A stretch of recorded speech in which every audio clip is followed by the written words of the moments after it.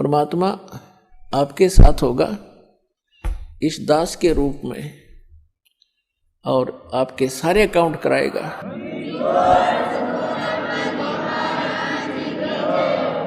और वहां पर आपके एडवोकेट का काम करेगा परमात्मा इस दास के रूप में। और ये सारे मंत्र बोल बोल सुनाओगा वहां जाकर धर्मराज के दरबार में कि लो जी आपके विधान में है सर्वधर्मान परित्यज्य एकम शरणम व्रज, उसके 70 की ये पूंजी पकड़ो। फिर वो बोलते नहीं, उनको वो विवश होकर के वह पूंजी जमा करनी पड़ती है, क्योंकि लीगल एडवाइजर साथ होता है, वो होता है भगवान खुद ही, और उनको मालूम हो जाता है। तो इस प्रकार पुण्यात्माओं किसी भी ऑफिस में आप जाते हो और आपका एडवोकेट साथ हो तो वो आधे वैसे डिप्रेस हो जाते हैं कि जानकार आदमी है, बको अटपट करोगे तो तुम्हारी फिर बात बिगड़ जाएगी। तो इसलिए गुरु की आवश्यकता आपको अंतिम श्वास तक पड़ेगी। और गुरु पूरा गुरु हो, उस परमात्मा से परिचित हो, उसका कृपा पात्र हो, तो वो दास इस पृथ्वी पर आज के दिन अरीब अपना डगमग ना होना। तो प्रसंग चल रहा था, वहीं आते हैं फिर 8वें अध्याय के 8, 9, 10 में कहा कि उस भक्ति के बल से तू उस परमात्मा की शरण में, जो उसकी भक्ति करता उसके पास चला जाएगा। और 8वें अध्याय के 5 और 7 में कहा कि मेरी भक्ति करेगा तो मुझे प्राप्त होगा, इसमें कोई शंका नहीं। अपने आत्मा जो प्रसंग चल रहा था, हम फिर आते हैं 7वें अध्याय के 18वें श्लोक में गीता जी में। इसमें इसने बताया कि मेरी साधना जो करते हैं वो भी अनुत्तम घटिया गति में सचित हैं।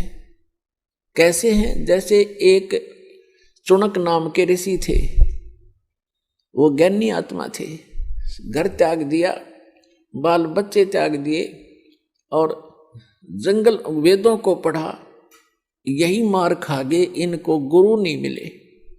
और परमात्मा आए, जैसे कबीर परमात्मा थे और सिंपल भाषा बोला करते, और ये संस्कृत के ज्ञाता थे, मात्राओं मोड़ जेरे कि कबीर साहब ने तो शुद्ध उच्चारण भी नहीं आता, कबीर साहब संस्कृत नहीं जानते। रस भाषा का काम तो अपने विचारों को दूसरे तक पहुंचाने का है, चाहे वो मात्रा गलत भी हो और चाहे उच्चारण गलत भी हो, समझ जाता है आदमी। जब बुद्धिमान होगा संकेत समझ लेते, उसके उनके पास पावर थी। जैसे एक हरियाणा के मुख्यमंत्री अंगूठा छाप थे, और वो किसी गांव में गए, गांव वाले कहने लगे कि मुख्यमंत्री जी हमारे यहाँ सड़क नहीं है, हमारे गांव में ये डिग्गी पानी का वाटर सप्लाई बिना कहनी आओ थी, उन्होंने डिग्गी को नहीं पानी की।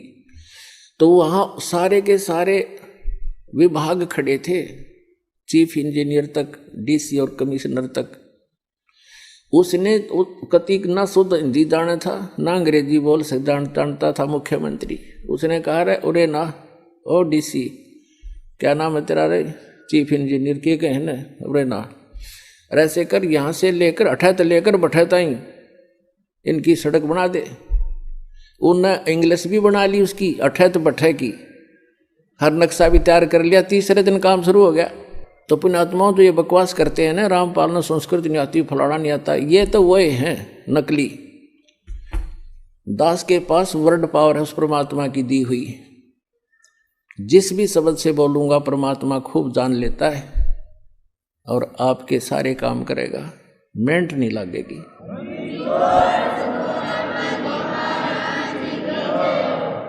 तो कहने का भाव दास का जो है वो इस, तो इनके वो चुनुक नाम का एक ऋषि था, उसका यह बात समझ में ना आई, क्योंकि उनको गुरु नहीं मिला। और गुरु मिले, कहते चारों युग में मेरे संत पुकारे और को के कहा हम हेल रे, हीरे माणिक मोती बरसे ये जग चुगता ढेल रे।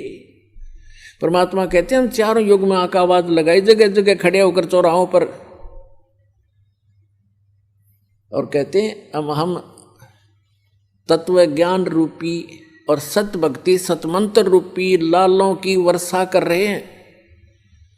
लेकिन ये भोली आत्मा लालों को ठोकर मार के और कौड़ी इकट्ठी करने में, कंकर पत्थर इकट्ठे करने में लगे हुए हैं, जो इनको कोई मूल्य नहीं देंगे।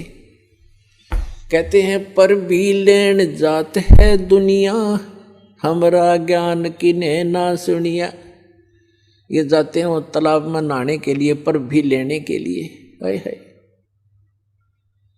और वहाँ उस हमने देखे, ये एक जींद के पास में पिंडारा गांव है, पिंडारा, और उसमें एक जोड़ है तालाब, और उसमें नहाने जाते हैं कल्याण के लिए। उसको पिंडारा तीर्थ कहते हैं। वहाँ देखा हमने ऐसा जल उसका गर्मियों में, उसमें गधा भी ना बढ़े। अरे ये श्रद्धालु उसमें लौटे, थोड़ा सा पानी लेके न्यू न्यू करें, वो पानी घना था नहीं, सारे नु ला के कल्याण हो जाएगा, क्योंकि मोक्ष के लिए भटक रही है आत्मा। तो परमात्मा कहते हैं पर भी लेन जात है दुनिया, हमरा ज्ञान किन्हें ना सुनिया। तो परमात्मा आके बताया करते, तो वो इनके गले उतरा नहीं। मनु जी का, वशिष्ठ जी का, इनका जो ऋषि पाक रहे थे, संस्कृत भाषा शुद्ध जाने थे, और वो भगवान आने बताने आए थे। चारों युग में आए मालिक। कहते हैं सतयुग में सत सुकृत कह टेरा, त्रेता नाम मुनिंदर मेरा, द्वापर में करुणा में कलाया, और कलयुग नाम कबीर धराया। चारों युग में हम आए। सतयुग में सत सुकृत नाम था परम पिता का, त्रेता में मुनिंदर ऋषि नाम से आए और समझाने की चेष्टा की, लेकिन इन संस्कृत के ज्ञाताओं ने मात्राओं में उलझे हुए इन अज्ञानियों ने उस लाल को पहचाना नहीं। और कहते हैं द्वापर में हम करुणा में नाम से आए थे, एक बाल्मीक के को मिले थे, ऐसे ही जैसे कलयुग में एक धानक को, जुलाहे को मिले थे कमल के फूल पर। ऐसी लीला करते हैं प्रत्येक युग में परमात्मा। और कलयुग में कबीर नाम से आए थे। तो ये क्या बताते हैं परमात्मा कि हम चारों युग में आते हैं, और ये मात्रा की, व्याकरण की भक्ति करने वाले ये भगवान को पहचान नहीं पाते। तो क्या बताते हैं, परमात्मा ने बताया है कि हम चारों युगों में आते हैं लेकिन ये पहचान नहीं पाते। तो उस चुनक ऋषि ने अपने आप निष्कर्ष जैसा भी सुना था ब्रह्मा से या किसी अन्य ऋषि गुरु से, ये फाइनल मान लिया कि ओम नाम है पूर्ण ब्रह्म का, कंप्लीट गॉड का। और उसके साथ साथ एक समय जब ब्रह्मा जी कमल के फूल पर इस काल ने धोखे से बैठा दिए, उससे पहले का उसका जीवन ब्रह्मा जी को कुछ नहीं मालूम है, कैसे जन्म हुआ, कहाँ से आ गया। कमल के फूल के ऊपर वो बैठा पाया, तब उसने सोचा सब पानी ही जल है, अब यहां मैं कैसे उत्पन्न हो गया। तो आकाशवाणी कर दी इस काल भगवान सरपुरुष ने, इनके पिता ने क्या कहा कि तप करो तप करो। 1000 वर्ष तक ब्रह्मा जी ने तप किया, फिर कहा सृष्टि करो। अब उनकी बैटरी चार्ज कर दी सिद्धियों से, तब से सिद्धियां आती हैं, और सिद्धियों से यहाँ के जंतर मंत्र इसी को, इन्हीं खिलौनों से खेल कर प्रसन्न है। उसमें सिद्धियां आ गई तप करने से, और उसको फिर ये ब्रह्मा की पदवी दे दी, जिसके अंदर ऐसा गुण भर रखा था। इन सिद्धियों से और स्पीड से घूमते चलते हैं वो गुण की रेज। ऐसी टेक्निक है इसकी, आध्यात्मिक टेक्निक। तो कहने का भाव ये है कि ब्रह्मा जी ने गलती से उस आकाशवाणी को भी पूर्ण परमात्मा का आदेश मान लिया, और वो ही सभी ढंढोरा पीट दिया अपने वंशजों को, इन ब्राह्मणों को या ऋषियों को। तो फिर क्या हुआ कि पूरे के पूरे ऋषियों में एक ये लोक वेद बन गया कि भगवान की आकाशवाणी है तप करो। और वेदों में कहीं तप नहीं लिखा, ना गीता में। जो तप करते हैं उनको तो दुष्ट लिखा है 17वें अध्याय के 5 और 6, 7 मंत्र में गीता जी में, कि जो शास्त्र विधि को त्याग कर जो मनमाना घोर तप को तपते हैं, वो दुष्ट लोग मुझे भी दुखी करते हैं, और जितने भी कमलों के अंदर बैठे हुए जो देव हैं उनको भी दुख देने वाले होते हैं, उनको राक्षस समझना। लेकिन यह बुद्धि इनका काम करी नहीं, इन्होंने तप वहाँ से ले लिया। ओम नाम का जाप यजुर्वेद अध्याय नंबर 40 के मंत्र नंबर 15 से सेलेक्ट कर लिया। कहीं की ईंट और कहीं का रोड़ा। अब टुणक ऋषि ने साधना शुरू की, जैसे ये करते ही रहे हैं। और गीता अध्याय नंबर 11 के श्लोक नंबर 32 में ये कहता, अर्जुन मैं काल हूं और सबको नष्ट करने के लिए प्रवृत्त हुआ हूं।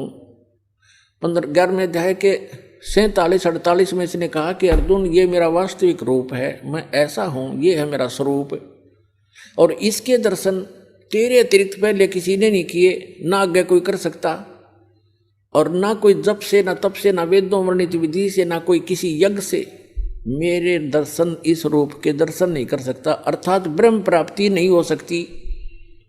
और इन्होंने ओम नाम का जाप जपया, वो इस ब्रह्म का सरपुरुष का ही है। 8वें अध्याय के 13वें श्लोक में गीता जी में स्वयं कहता है, ओम इति एकाक्षरम ब्रह्म विहरण माम अनुस्मरण यह प्रयाति तदंदेहम स याति परमाम गति।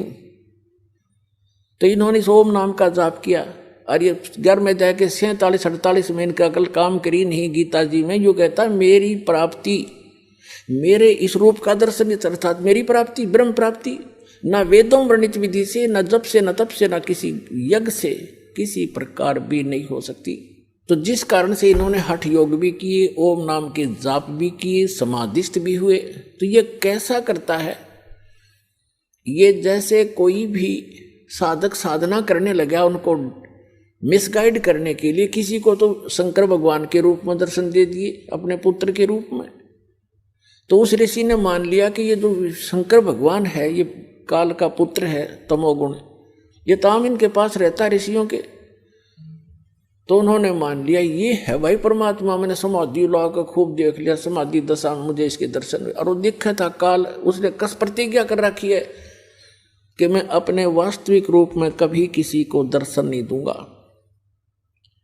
गीता अध्याय नंबर 7 के श्लोक नंबर 24-25 में स्पष्ट कर रहा है कि ये मूर्ख जन समुदाय मुझे अव्यक्ति को, अव्यक्तम को व्यक्तिम आपनम मनन्ते अबुझा। मैं अव्यक्त रहता हूं, अपनी योग माया से छुपा रहता हूं, कभी किसी के समक्ष नहीं आता। ये मेरा अटल घटिया नियम है।